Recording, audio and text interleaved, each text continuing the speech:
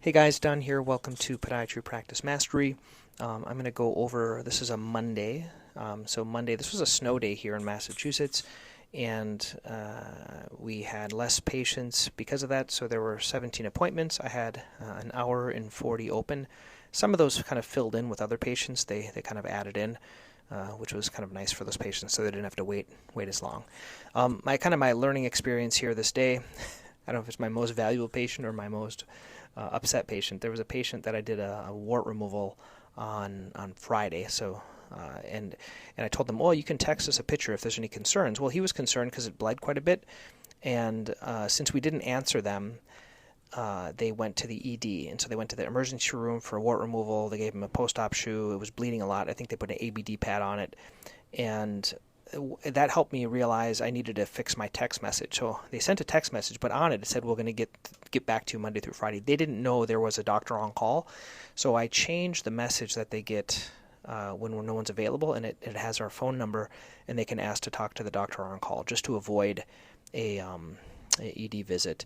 Also, I think I should be a little bit more clear what to expect when I go deeper with these wart removals and they bled quite a bit, and maybe even giving them my cell phone or call like I do with surgery, calling them the day after.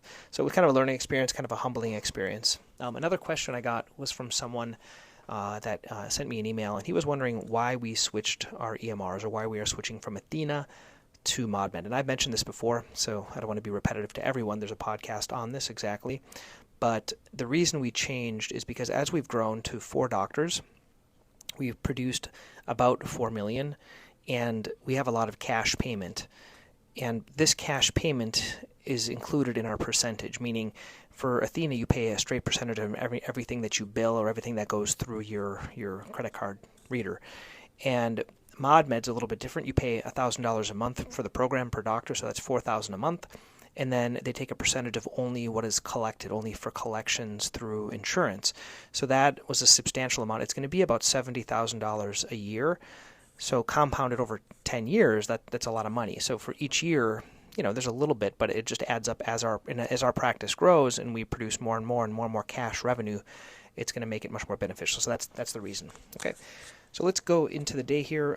The first patient was a EPAT. This is a patient I did for plantar fascial pain. She had 6 sessions, so she did 3 sessions, a 6-week break, and another 3 sessions. She's 100% better, no need for follow-up. And I did a little video, so I'm going to be putting those in. Use YouTube Shorts. So I'm trying to do more videos of like success stories of the patients I want to see more of. So this is a little YouTube short that should be posting shortly on my YouTube.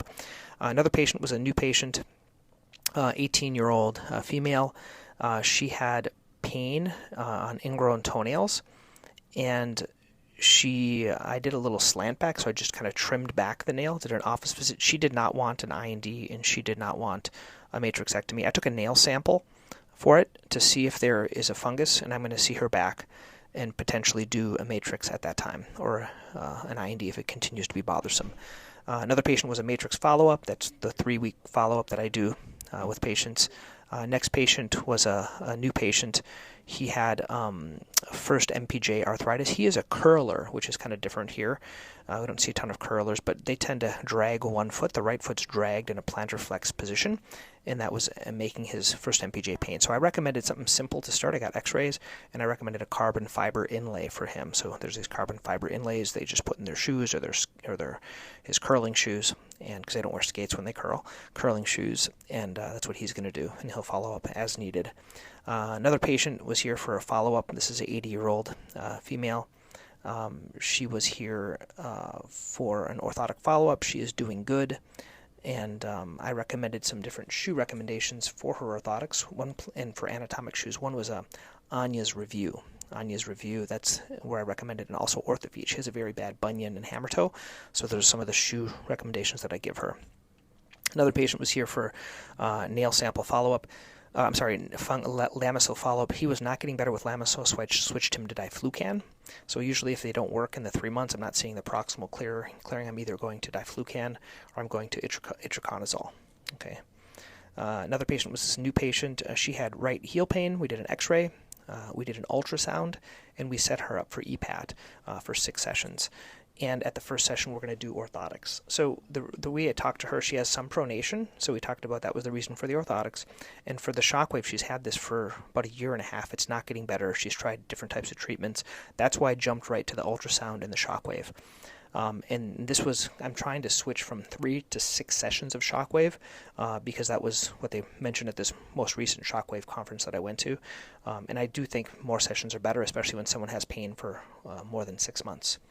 Another patient came back in. This was a shockwave follow-up for peroneal tendon pain. She is 80% better after 3 shockwaves. So once again, I think if I would have done 6, she probably would have been 100%.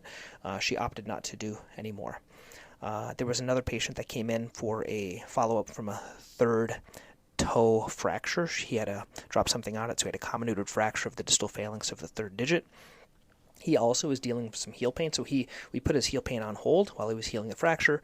Now we're going to start dealing with the heel pain. He's going to be going to physical therapy, but he also has bilateral equinus. So for him, we got bilateral night splints for him because I think equinus was a big portion of the heel pain that he's dealing with. Another patient was here. This is a patient that was doing some hiking, and he had insertional Achilles tendinitis. And for him, I recommended foam rolling and night splint to start. And if that's not enough, we're going to go to the shockwave for him. Another patient was a 72-year-old female. This is a patient, she had pain to the tibialis anterior at the area of the insertion on the dorsal medial foot. And she had 3 sessions of shockwave. She's 100% better. I did a little video of her as well that I'm going to be putting up on our YouTube.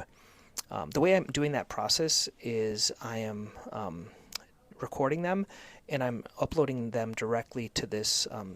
It's called, I think it's called Scribe Magic or Magic Script or something like that.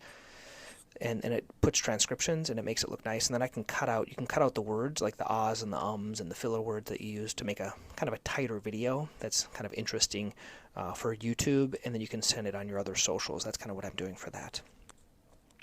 You wonder how I do this? Well, I do this because I have a scribe, and he helps me with all my notes, so I have time to do these other things that I like to do. Another patient came in for a neuroma follow-up. She's doing fine. I'm going to give it more time with more anatomic shoes. Another patient came in that had a painful problem on her right foot. I did x-rays. She had a painful callus, so I trimmed off the callus. Nothing much more to do for her. Another patient came in for EPAT number 3. And so usually after the 3rd shockwave, I'm going to see her back in 6 weeks. This was an area of it's a talar dome, so this is a deeper one that we did in the ankle. She's already starting to feel better, but we're doing this for an OCD into the talus region. Another patient came in. This was a patient, she had 2 Cantharidin treatments for her little girl, and she is much better on the 3rd one. So I did put a little salicylic acid. So I always say that even though it looks like it's gone, it's microscopic. So many times I'll still do the final lesion destruction treatment with salicylic acid and then have them monitor it. So this is also another one that I did a video on. Another patient came in. This is Mark.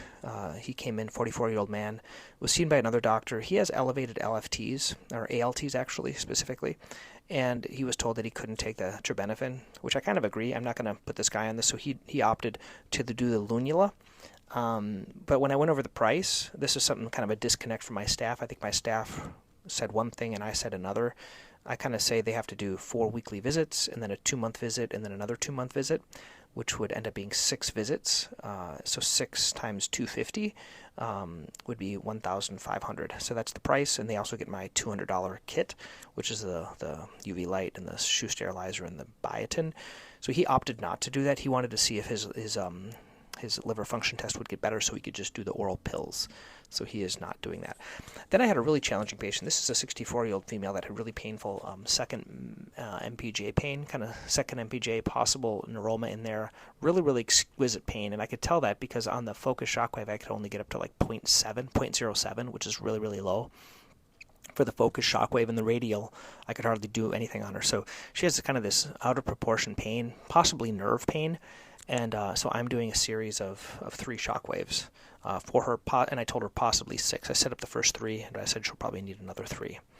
And then finally, the last patient was a 60-year-old that had a paronychia that I did an IND on this patient. So these are kind of the ones for the day. it was a kind of a slower day, but then they did add some other patients on for a snow day in the office. So what do I do on snow days? Like anyone, we have these, some days we have more time. This is where I tend to edit the videos. So I record the videos on my phone.